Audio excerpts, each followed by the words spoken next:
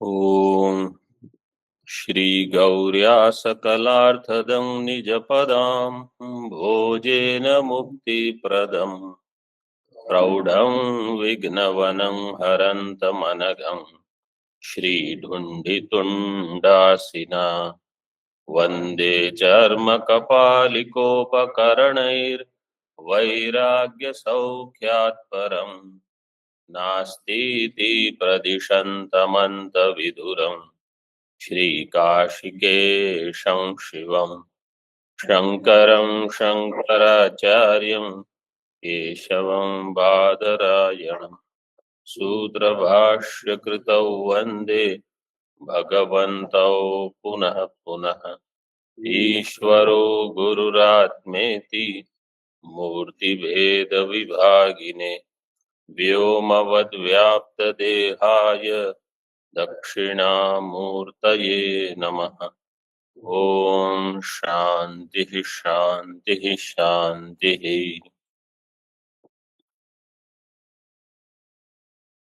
पूर्व पक्ष का ग्रंथ चल रहा है।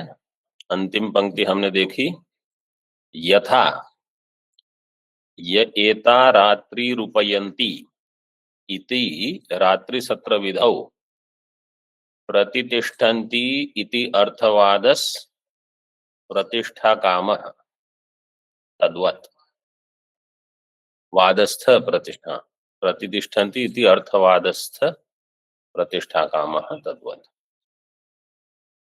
ये पंक्ति का प्रयोजन रात्रि सत्रवाद क्यों बताया था? Vidhi Vakya Phala is not given, Arthavada Vakya Phala is given, then we have to take the result as Vidhi Vakya.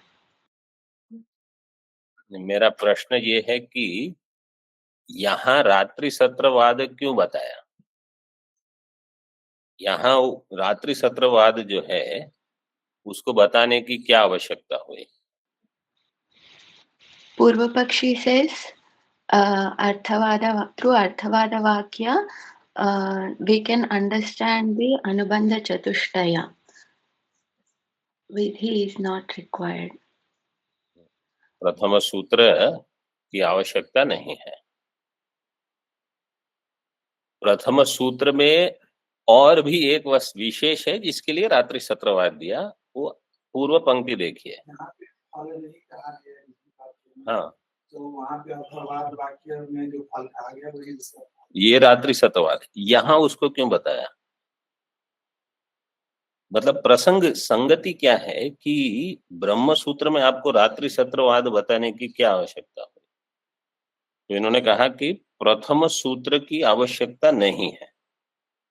प्रथम सूत्र की आवश्यकता नहीं है। क्यों आवश्यकता नहीं है? प्रथम सूत्र में अनुबंध बताया गया है। अनुबंध का जो अधिकारी है उसका वर्णन, विषय, प्रयोजन इत्यादि का वर्णन बिना प्रथम सूत्र के केवल श्रुति के आधार पर ही हो जाएगा। देखो पूर्व पंक्ति क्या थी? तथा च विवेकादि विशेषणवान अधिकारी इति ज्ञातुम शक्यम। विवेकादि विशेषण वाला अधिकारी ये ज्ञान हो सकता है। कैसे होगा? जैसे रात्रि सत्र न्याय में। रात्रि सत्र न्याय इसलिए दी, वो केवल दृष्टांत है।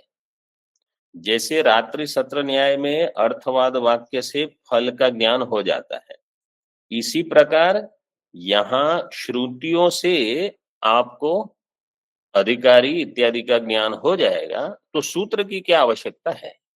ये सामंजस्य दोनों का, मतलब इनका समन्वय ज्ञात होना चाहिए। तो अधिकारी के लिए ये बता दिया। अब आगे बताते हैं। तथा श्रोतव्यः इति अत्र प्रत्ययार्थस्य नियोगस्य प्रकृत्यर्थो विचारो विषयः।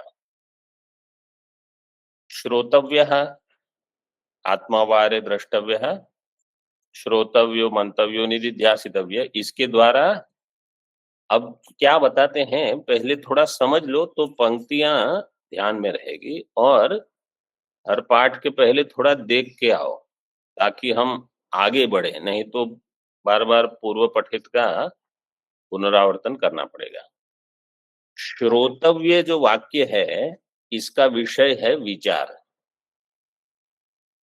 विचार का विषय होगा वेदांत। वेदांत का विषय होगा ब्रह्मात्मा ऐक्य। ये क्रम हो गया। श्रोतव्य का विषय होगा विचार। विचार का विषय होगा वेदांत। तो किसका विचार करना है? वेदांत का। ऐसे वेदांत का विषय क्या है? प्रत्येक ब्रह्म ऐक्य, जीव ब्रह्म ऐक्य। तो श्रोतव्य से, परंपरा से जीव ब्रह्म ऐक्य का श्रवण करना है, ये बताना चाहते। तो आप बहुत सारी चीज सुन लेते हो, अगर ये ग्रहण नहीं हुआ मुख्य, तो अभी श्रवण अधूरा है। अब वो 3-4 पंक्तियों में ये क्रम बताते हैं। यथा श्रोतव्यः इति अत्र प्रत्ययार्थस्य नियोगस्य प्रकृति अर्थो विचारो विषयः। श्रोतव्य ये जो है, इसमें एक है प्रत्यय और एक है प्रकृति। प्रकृति क्या है इसकी? धातु, श्रु श्रवणे धातु, और तव्य इसका प्रत्यय है। तो प्रत्यय का अर्थ क्या है? प्रत्ययार्थस्य नियोगस्य, वो आपको जोड़ रहा है, कहीं श्रवण में जोड़ रहा है। और प्रकृति का अर्थ आचार्य ने यहां किया विचारो विषय। श्रवण, श्रवण का अर्थ है विचार।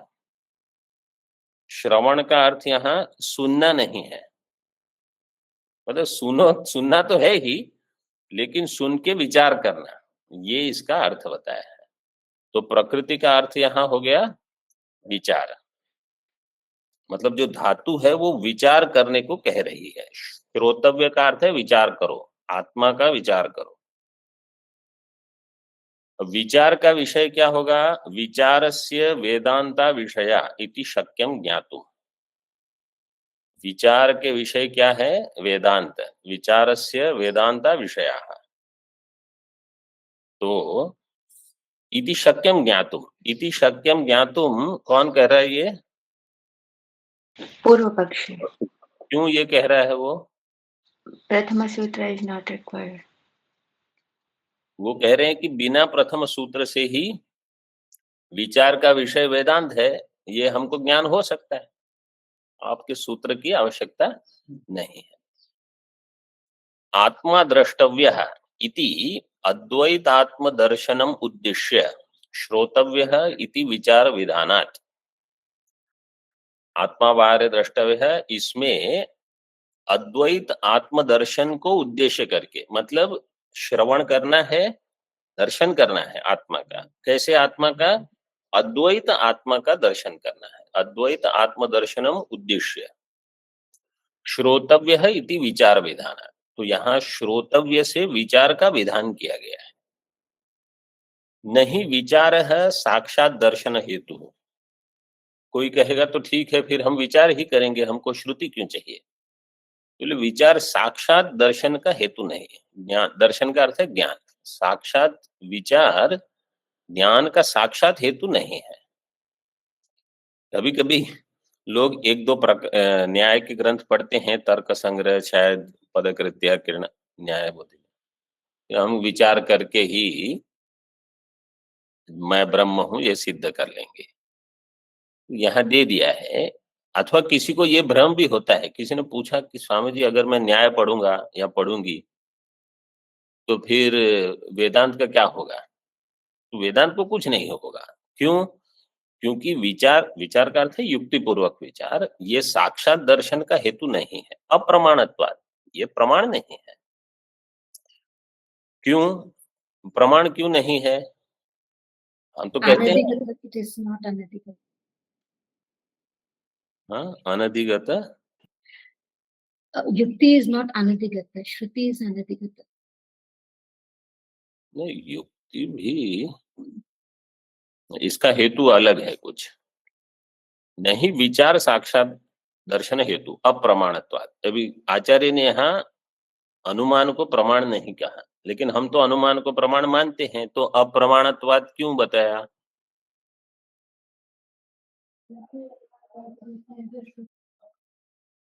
क्योंकि ब्रह्म अतीन्द्रिय विषय है, अतीन्द्रिय विषय में केवल वेद प्रमाण है, ये हेतु है। जो अतीन्द्रिय विषय होगा उसमें अन्य प्रमाण नहीं होंगे। इसको थोड़ा अभी विशेष से समझ लो। जैसे समझो पर्वत में वन्नी है, तो हम अनुमान करेंगे धूम से। जहां अगर धूम दर्शन है तो वहां वन्नी होगी, ठीक है। व्याप्ति आपको कहां से मिली? महानस से। महानस में धूम वन्नी की व्याप्ति आपने देख ली, अन्यत्र भी कहीं देख ली समझो। बिना व्याप्ति के अनुमान नहीं हो सकता। तो व्याप्ति जो है ये आपका करण हो गया, इसलिए अनुमान को कहते हैं व्याप्ति ज्ञान जन्य ज्ञानम, अथवा न्याय वाले कहेंगे परामर्श ज्ञान जन्य ज्ञानम। तो व्याप्ति के लिए आपको कहीं न कहीं प्रत्यक्ष हो रहा है। धूम का प्रत्यक्ष हुआ, वन्नी का प्रत्यक्ष हुआ, धूम का प्रत्यक्ष हुआ, वन्नी का प्रत्यक्ष हुआ। वेदांत में समझो आपको अनुमान करना है आत्मा के विषय में, ब्रह्म के विषय में, उसका प्रत्यक्ष नहीं होगा। जिसका प्रत्यक्ष नहीं होगा, व्याप्ति की जो सामग्री है वो कहां से आपको मिलेगी? नहीं मिलेगी। तो व्याप्ति भी आपको उपनिषद में ही ढूंढनी पड़ेगी। व्याप्ति के लिए जो जो आवश्यक है, अथवा जहां हम कहते हैं हेतु, क्योंकि धूम हो जाएगा हेतु, वो हेतु आपको कहां से मिलेगा? उपनिषद से। साध्य की सिद्धि कहां से करोगे? उपनिषद से। तो इसलिए उपनिषद मुख्य प्रमाण होगा, क्योंकि अन्य जितनी भी व्याप्तियां हैं वो सब अन्य अन्य प्रमाण से प्राप्त हो सकती है, लेकिन वेदांत में ऐसा नहीं है। इसलिए जैसे जितने भी सूत्र हैं, सूत्र में जो हेतु रहेंगे, जैसे आप देखो शास्त्र योनित्वात्, ये तृतीय सूत्र है। जन्माद्य से यतः, ये भी यहां भी हेतु है, यतः यस्मात्। तो जिससे जन्मादि, अथवा शास्त्र योनित्वात्, शास्त्र योनित्वात् ये पंचमी है। शास्त्र की योनि है ब्रह्म, अथवा शास्त्र जिसकी योनि है वो ज्ञान कहां से होगा? वो भी शास्त्र से ही होगा, वेदांत से ही होगा। तो जो हेतु है उसकी सिद्धि भी उपनिषद ही करेगा। आप भले कहो मेरे पास पक्ष है, साध्य है, हेतु है, ये सब आए कहां से? वो सब उपनिषद से आएंगे। तो जितने ब्रह्म सूत्र में जहां जहां अधिकतर हेतु आपको मिलेंगे अधिकरण के समय, लगभग सभी हेतु की सिद्धि उपनिषद वेद ही करेगा, क्योंकि विषय ही अतीन्द्रिय है। तो इसलिए यहां कह दिया अप्रमाणत्वात्, विचार दर्शन में साक्षात हेतु नहीं है, क्योंकि वो प्रमाण नहीं माना जाए। तो फिर विचार कैसे हेतु बनेगा अथवा प्रमाण बनेगा? प्रमाण विषयत्वेन, वो प्रमाण का विषय होकर उपयोगी है। मतलब जो प्रमाण का विषय है वही फिर विचार का विषय होगा, उस प्रमाण को लेकर आप विचार करोगे। और प्रमाण क्या है? प्रमाणम च अद्वैतात्मनि वेदांता एव। देखो आचार्य ने एव भी जोड़ दिया, ताकि अन्य कहीं हमको ये न लगे कि अन्य कोई प्रमाण, बाकी जितने प्रमाण होंगे वो पुष्टि ही करेंगे इसकी। जैसे मांडुक्य में भी अद्वैत प्रकरण है, वैतथ्य और अद्वैत प्रकरण। वहां अद्वैत प्रकरण में पूछा है ये प्रश्न कि आप स्वतंत्र अद्वैत की सिद्धि कर रहे हो कि श्रुति को लेकर? अगर बिना श्रुति को लेकर आप अद्वैत की सिद्धि करोगे तो ये अतीन्द्रिय विषय का ज्ञान आपको केवल अनुमान से ही हो जाएगा। तो वेद का प्रामाण्य ही नहीं रहेगा। तो वहां भाष्यकार ने भी यही कहा कि मुख्य प्रमाण तो इसमें श्रुति ही रहेगी। ये केवल बुद्धि को स्थिर करने के लिए अनुमान आदि का उपयोग हम करेंगे। अब अद्वैतात्मा में वेदांत प्रमाण है, उसके लिए उदाहरण देते हैं। तन्त्वोपनिषदम पुरुषम पृच्छामि।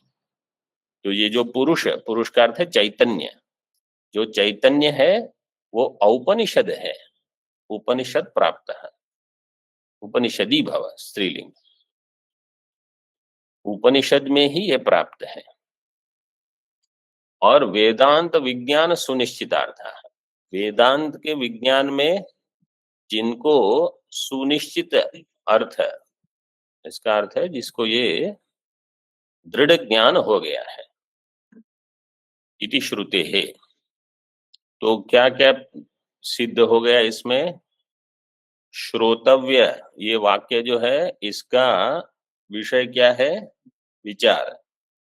फिर विचार का विषय क्या होगा? वेदांत। वेदांत है, वेदांत का विषय क्या है? ब्रह्मात्मा ऐक्य। ब्रह्मात्मा ऐक्य। वो आगे बताते हैं। वेदांतानांच प्रत्येक ब्रह्म ऐक्यम विषयः। वेदांत का विषय है प्रत्येक ब्रह्म ऐक्य। वेदांत का विषय प्रत्येक ब्रह्म ऐक्य है, इसको हमेशा ध्यान में रखना है। तो कोई अगर ये सोचता है कि अभी तो प्रश्नोपनिषद पूरा हो रहा है, तो प्रश्नोपनिषद का विषय क्या था? ब्रह्मात्मा ऐक्य का अर्थ क्या है कि मैं ब्रह्म हूं, ये बताने में। अब आगे कौन सा उपनिषद पढ़ेंगे? बोले मुंडक उपनिषद पढ़ोगे।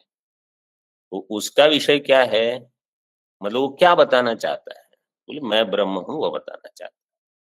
और दोपहर को आप क्या अध्ययन करते हो? बोले गीता अध्ययन करते हैं। उसका विषय क्या है? मैं ब्रह्म हूं, ये बताना चाहता है वो। मतलब कोई भी वेदांत का ग्रंथ यही बताने में पर्यवसित होता है कि मैं ब्रह्म हूं। मतलब जब हम कहते हैं वेदांत का विषय है जीव ब्रह्म ऐक्य, वेदांत का विषय है ब्रह्मात्मा ऐक्य, मतलब आप अपने से भी जोड़ो उसको कि आपकी ब्रह्मता बता रहा है कि मैं ही ब्रह्म हूं। इसलिए ये सब अध्ययन सुबह शाम चलते रहता है, ये नहीं छूट जाना चाहिए। प्रत्येक ब्रह्म का अर्थ है कि मैं ही ब्रह्म हूं। ऐसे ये कहां से प्राप्त हुआ आपको? तो कहा तत्वमसि अहम ब्रह्मास्मि इति श्रुते है। इन श्रुति वाक्यों से ये ज्ञात हो जाएगा कि वेदांत का विषय क्या है, प्रत्येक ब्रह्म ऐक्य। तो अधिकारी की सिद्धि पहले हो गई, उसमें विवेक, वैराग्य, शमदमादि इनकी भिन्न भिन्न श्रुतियां उद्धृत कर दी, विषय के लिए ये प्रक्रिया बता दी। अब आगे प्रयोजन, प्रयोजन को यहाँ फल कहा है। एवं विचार विधेहे फलम अपि ज्ञान द्वारा मुक्ति ही। विचार विधि का फल क्या है? ज्ञान द्वारा मुक्ति।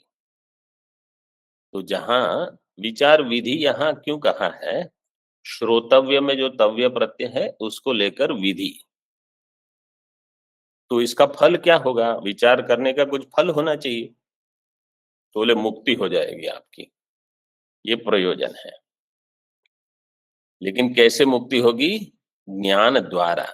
देखो हर पद की, जैसे हम हर पद की पदकृत्या कर सकते हैं कि बिना ज्ञान के भी मुक्ति अगर संभव हो गई तो फिर ये सब श्रवण मनन अध्ययन इसकी कोई आवश्यकता नहीं। तो बोले नहीं, प्रयोजन है मुक्ति, लेकिन ज्ञान द्वारा ही प्राप्त होगी वो। तो इसलिए जिसको मुक्ति चाहिए उसको केवल ज्ञान प्राप्त करना है। क्योंकि ऐसा नहीं है कि मुझे मुक्ति तो चाहिए लेकिन पता नहीं ज्ञान चाहिए कि नहीं। ज्ञान ही मुक्ति है। और कोई ये कहेगा कि ज्ञान तो हो गया, मुक्ति नहीं हुई, इसका अर्थ है कि आपको प्रतिबंध है, अभी कहीं कुछ स्पष्ट नहीं हुआ है, अथवा वासना का दबाव इतना अधिक है कि ज्ञान होने पर भी ऐसा लग रहा है कि कुछ नहीं हुआ है। जैसे दृष्टांत देते हैं वो भरछू का। भरछू सामने खड़ा है, राजा देख रहा है और मान रहा है कि ये प्रेत है, ये भर्चु नहीं है, मंत्री नहीं है उनका। तो मैं ब्रह्म हूं, ये हमने अगर श्रवण किया है विधिवत दीर्घ काल तक, और फिर भी ये बुद्धि बन ही नहीं रही है कि मैं ब्रह्म हूं, तो प्रतिबंध है। ज्ञान द्वारा मुक्ति है। तरति शोकम आत्मविद ब्रह्मविद ब्रह्मैव भवति, ये दोनों श्रुतियां इसमें उद्धृत की गई है। तरति शोकम आत्मविद, इसका अर्थ क्या है अर्थापत्ति से? शोकम इज मिथ्या, अनात्मा मिथ्यात्व सिद्धि। शोक जो है यहाँ आत्मविद का अर्थ है आत्मज्ञानी। आत्मज्ञानी शोक को पार कर जाएगा, ये तो साक्षात वाक्य है। आत्मज्ञानी शोक को पार कर करेगा, मतलब ज्ञान से अगर किसी की निवृत्ति होती है तो जिसकी निवृत्ति ज्ञान से हो जाएगी वो मिथ्या होगा, यह अर्थापत्ति है। क्योंकि अगर शोक मिथ्या नहीं होता तो वो ज्ञान निवर्त्य नहीं होता। चूंकि वो ज्ञान निवर्त्य है इसलिए मिथ्या है।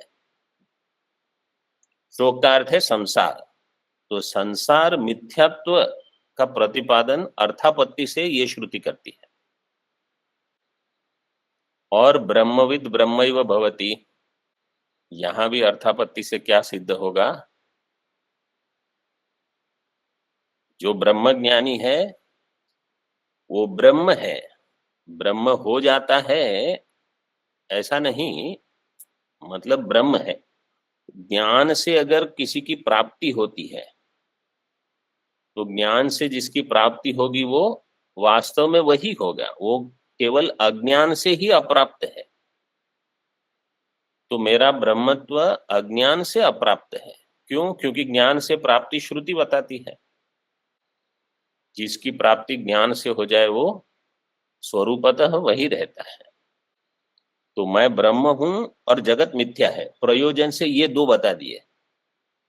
ब्रह्मविद ब्रह्मैव भवति का अर्थ है मैं वास्तव में ब्रह्म हूं, और तरति शोकम आत्मविद का अर्थ है जगत मिथ्या है, इत्यादि श्रुति है। जिन्होंने वेदांत सार का अध्ययन किया है, अगर वो देखेंगे वहां विषय दिया है प्रत्येक ब्रह्म ऐक्यम, और प्रयोजन में यही दो श्रुतियां उद्धृत की है। तो जैसे हमने पहले बताया, प्रकरण ग्रंथों में बहुत सारी चीज इन्हीं जो ब्रह्मसूत्र, भाष्य इत्यादि ऐसे ही ग्रंथों से सब वहां लेते हैं, वाक्य अथवा जो भी विचार, फिर वहां प्रकरण ग्रंथ में उसका थोड़ा विस्तार होता है। तो प्रयोजन हो गया, अधिकारी, विषय, प्रयोजन, ये तीनों का वर्णन हो गया। अब बाकी क्या रह गया? संबंध। तथा संबंधोपि अधिकारिणा विचारस्य कर्तव्यता रूपः। संबंध किस प्रकार का संबंध यहाँ बता, वास्तव में संबंध हम कहते हैं प्रतिपाद्य प्रतिपादक का संबंध है, प्रतिपाद्य प्रतिपादक भाव संबंध। तो इसमें प्रतिपाद्य क्या है? प्रतिपाद्य है ब्रह्मात्मा ऐक्य, क्योंकि वो हमारा प्रतिपादन जिसका करना है वो है प्रतिपाद्य। इसका प्रतिपादन करने वाला कौन है? ग्रंथ, वो हो जाएगा प्रतिपादक। तो प्रतिपादक है शास्त्र ग्रंथ, और प्रतिपाद्य हो जाएगा उसका विषय ब्रह्मात्मा ऐक्य। तो ये ग्रंथ मेरे ब्रह्मत्व का प्रतिपादन कर रहा है। ब्रह्मसूत्र अथवा वेदांत मेरे ब्रह्मत्व का प्रतिपादन करेगा, कर रहा है, ऐसे ये संबंध है। यहां संबंध थोड़ा अलग से देते हैं। संबंधो अपि अधिकारिणा विचारस्य कर्तव्यता रूप है। संबंध क्या है कि विचार, अधिकारी जो है उसको विचार की कर्तव्यता है, मतलब आपको विचार करना है। किस पर विचार करना है? ब्रह्मात्मा ऐक्य पर। और फलस्य प्राप्यता रूपः, ये द्वितीय संबंध बता रहे हैं। फल का प्राप्यता रूप संबंध, कि फल की प्राप्ति होगी अधिकारी को, तो अधिकारी के लिए विचार की कर्तव्यता, अधिकारी के लिए फल की प्राप्यता, ये संबंध हो गया। अधिकारी के लिए विचार की कर्तव्यता, अधिकारी के लिए फल की प्राप्यता। ये तो सरल है, क्योंकि आप कुछ करोगे तो आपको फल मिलेगा, कुछ करोगे नहीं फल कैसे मिलेगा। लेकिन करना क्या है, विचार, किस विषय पर विचार करना है वो बता दिया। इति यथा योगम सुबोधः, यथा योगम, जैसे जहां ठीक है उस प्रकार से उसको लगा दीजिए आप, और ये सुबोध है, सरल से इसका ज्ञान हो गया। तस्मात्, इसलिए, इदम सूत्रम व्यर्थम इति चेत, इसलिए ये प्रथम सूत्र जो है वो ये व्यर्थ है। यहां तक पूर्व पक्ष चला। पूर्व पक्ष का आरंभ हुआ था ननु से, 2-3 मतलब जितने भी पृष्ठ पहले। अब सिद्धांत कह रहे हैं न। तो प्रथम सूत्र की क्यों आवश्यकता है, देखो, तासाम अधिकार्यादि श्रुतीना स्वार्थे तात्पर्य निर्णायक न्याय सूत्राभावे किम विवेकादि विशेषणवान अधिकारी उत अन्य। उसके बाद स्वल्प विराम है आपके पुस्तक, प्रश्न चिन्ह है, ठीक है। किम वेदांता पूर्वतंत्रेण गतार्था अगतार्था वा, 2, किम ब्रह्म प्रत्यग भिन्नम न वा, 3, किन मुक्ति ही स्वर्गादिवल लोकांतरम आत्मस्वरूपा वा इति संशया निवृत्ते है। बोले जैसे आपने विचार किया है अधिकारी विषय प्रयोजन संबंध, इसका ज्ञान हो जाएगा, लेकिन उसमें संशय रहेगा कि ये जितनी श्रुतियां हैं अधिकारी इत्यादि का वर्णन करने वाली, विषय वर्णन करने वाली, प्रयोजन, ये श्रुतियों का स्वार्थ में तात्पर्य है कि नहीं। क्योंकि हर श्रुति का स्वार्थ में तात्पर्य हो ये आवश्यक नहीं है।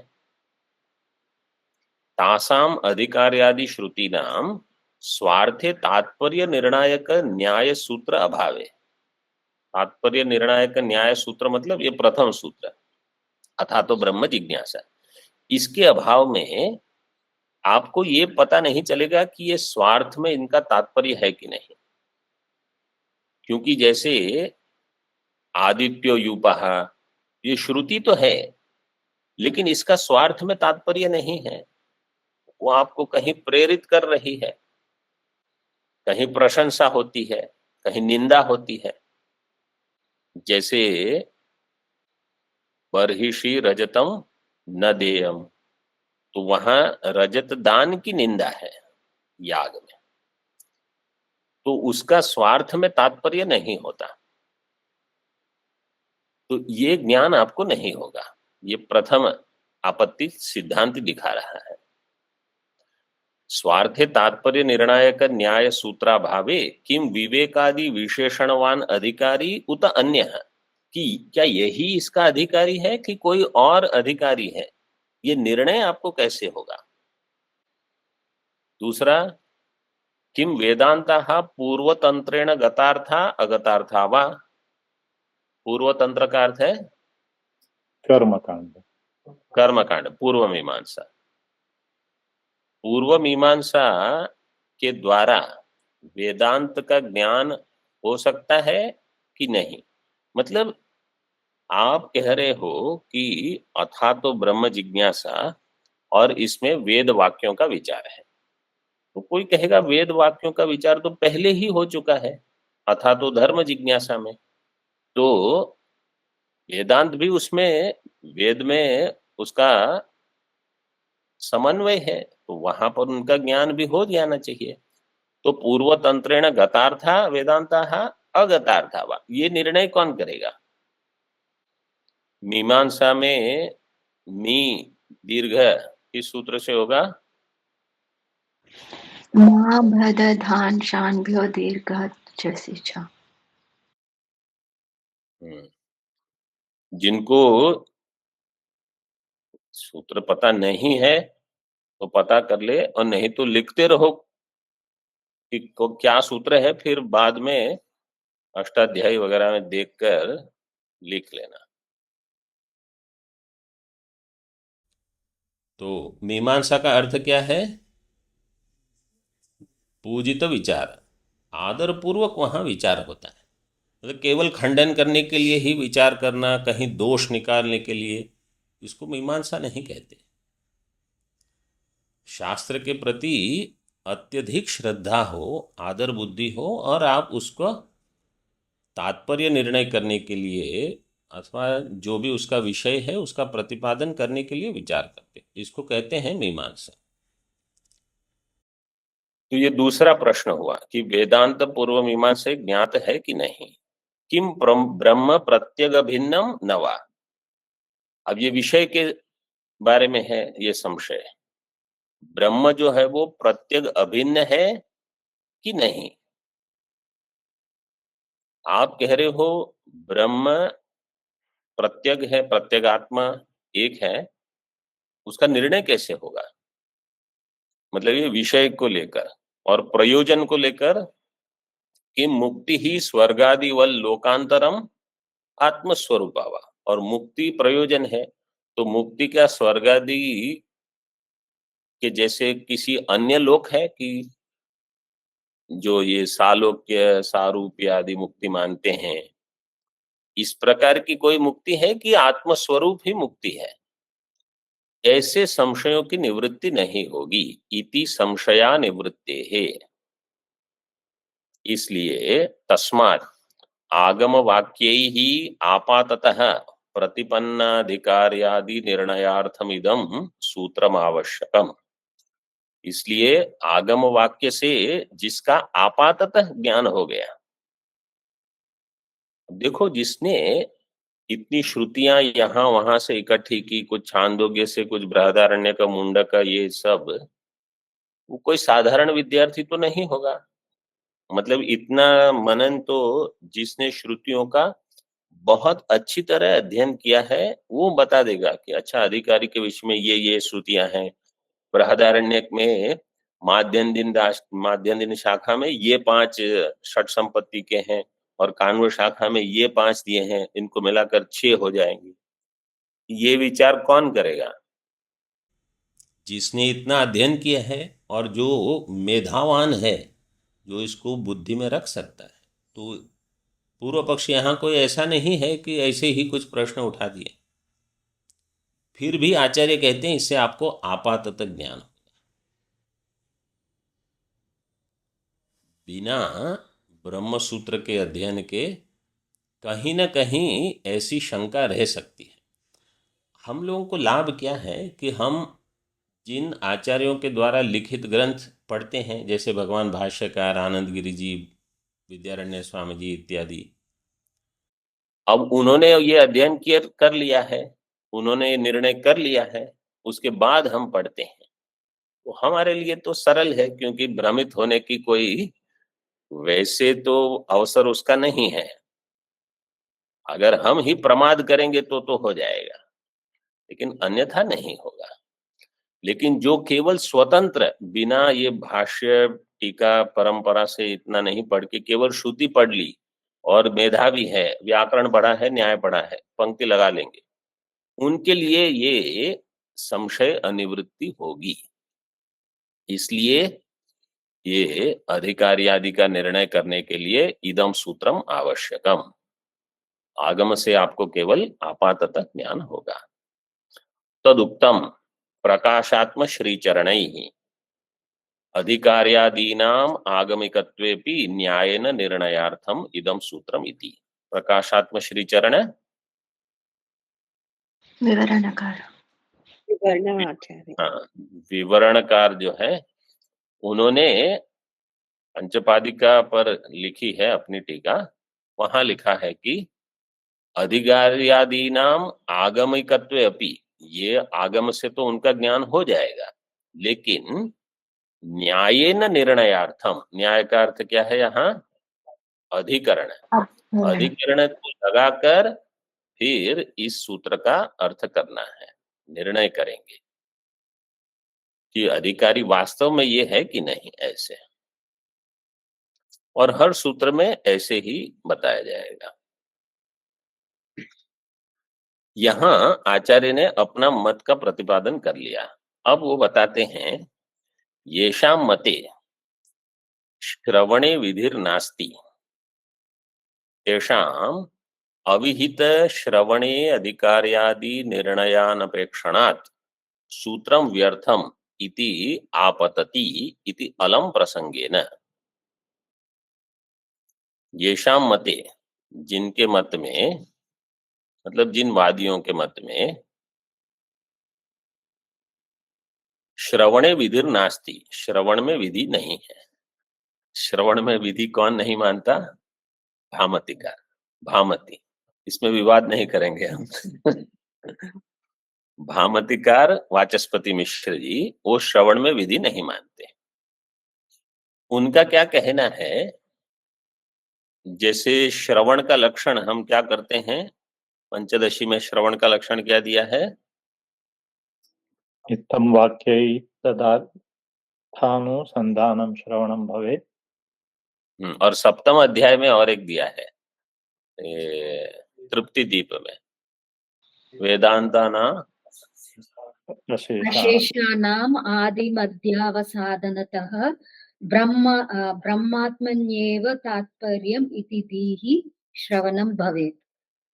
वेदांताना, ये पंचदशी तृप्ति दीप में ये लक्षण है, पूरा एक श्लोक है। वेदांतानाम अशेषाणाम आदि मध्यावसानतः ब्रह्मात्मन्येव तात्पर्यम्। अशेष वेदांत, समस्त वेदांत का तात्पर्य किसमें है? आप चाहे आदि लो, मध्य लो, अंत लो, आदि मध्य अवसान, ब्रह्मात्मनि एवं तात्पर्य, मैं ब्रह्म हूं, इसी के प्रतिपादन में तात्पर्य है। इस प्रकार से धी का अर्थ है ज्ञान, श्रवणम भवे, ये श्रवण है। तो वहां श्रवण का अर्थ ज्ञान किया है, और ज्ञान में विधि नहीं मानते। तो कोई पूछेगा फिर, मतलब यहाँ तो आचार्य ने केवल इतना कह दिया है। ये पंक्ति क्या कहती है? येषां मते श्रवणे विधिर नास्ति, जिनके मत में श्रवण में विधि नहीं है, तेषां अविहित श्रवणे, तो श्रवण का विधान नहीं है, मतलब वहां विधि नहीं है। हम विवरण मत में दर्शन में विधि नहीं मानते। साधन, ज्ञान का जो साधन है श्रवण, इसमें विधि स्वीकार कर लेंगे। वो कहते हैं कि श्रवण का अर्थ ही आप ज्ञान कर रहे हो, कोई क्रिया नहीं है। ज्ञान में विधि नहीं होती, क्रिया में विधि होती। उनका मत अपनी जगह पर है। तो तेषाम, लेकिन ये आचार्य कहते हैं अविहित श्रवणे अधिकार्यादि निर्णय अनपेक्षणा, तो उनको श्रवण में विधि नहीं है, तो अधिकारी का निर्णय नहीं होने से सूत्रम व्यर्थम, जो प्रथम सूत्र है वो उनकी दृष्टि में व्यर्थ हो जाएगा। व्यर्थम इति आपतति, ऐसा प्राप्त हो जाएगा फिर। इति अलम प्रसंग है ना, उन्होंने उसको छोड़ दिया। महामतिकार वहां ऐसे कहते हैं कि गुरु उपसत्ति जो है, गुरु उपसत्ति में विधि है, तद विज्ञानार्थम गुरुमेवाभिगच्छेत्। अब वहां तो क्रिया है, तो गुरु के प्रति जो गमन है, वहां जो विधि है, वो गुरु के पास जाकर करेगा क्या? क्योंकि विविदिशा के बाद वो गुरु के पास जाएगा, परीक्षा के बाद वो जाएगा, तो वहां फिर अध्ययन करेगा। तो इसलिए विधि नहीं है, लेकिन श्रवण होगा। विधि का प्रयोजन क्या होता है? जैसे अगर कोई कहे कि यहां मत देखना, तो क्या होता है? वो आप कहो चाहे देखो, चाहे, अथवा समझो किसी ने कहा यहां देखो, ठीक है, तो यहां देखो का अर्थ है अन्यत्र मत देखो। कोई पुस्तक में देख रहा है, कोई बाहर देख रहा है, कोई और कुछ सोच रहा है, तो यहां देखो का अर्थ है कि वो सब क्रिया छोड़ देना। क्योंकि जो देखना है अथवा ज्ञान प्राप्त करना है वो तो अपने आप ही हो जाएगा। तो जब कहा जाता है कि श्रवण में विधि नहीं है, मतलब अन्य चीज छोड़ दो और ज्ञान फिर अपने आप होगा। तो कोई ऐसे, मतलब भामती मत में ऐसे एक है कि गुरु उपसत्ति जो है उसका प्रयोजन श्रवण में है। दूसरे ऐसे मत भी है कि उनको जिज्ञासा होगी, प्रथम सूत्र व्यर्थ नहीं मानेंगे, वो भी नहीं मानते। वो कहेंगे कि प्रथम सूत्र का प्रयोजन है कि जो ऐसा साधन चतुष्टय अधिकारी होगा वो गुरु की उपसत्ति इसलिए करेगा क्योंकि उसको ब्रह्म, क्योंकि अतव अथा तो ब्रह्म जिज्ञासा, तो साधन चतुष्टय अनंतरम और फिर जगत का अनित्यत्व जानकर ब्रह्म की जिज्ञासा उसको होगी। तो इसलिए वहां श्रवण की विधि नहीं है, तो विचार करेंगे, विचार कर्तव्य। जैसे यहां भी भाष्यकार कहेंगे कि जिज्ञासा का अर्थ करेंगे विचार, और वहां जिज्ञासा कर्तव्य तो उसका विचार कर्तव्य, इस प्रकार से अर्थ बताएंगे। तो वो अपनी तरह से उसका समाधान देते हैं कि कहने का प्रयोजन यहाँ केवल इतना है। ओम पूर्णमदः पूर्णमिदं पूर्णात् पूर्णमुदच्यते पूर्णस्य पूर्णमादाय पूर्णमेवावशिष्यते। ओम शांति शांति शांति। शंकरं शंकराचार्य केशवं बादरायणं सूत्रभाष्यकृतौ वन्दे भगवन्तौ पुनः पुनः। ईश्वरो गुरुरात्मेति मूर्तिभेदविभागिने व्योमवद्व्याप्तदेहाय दक्षिणामूर्तये नमः। ओम शांति शांति शांति।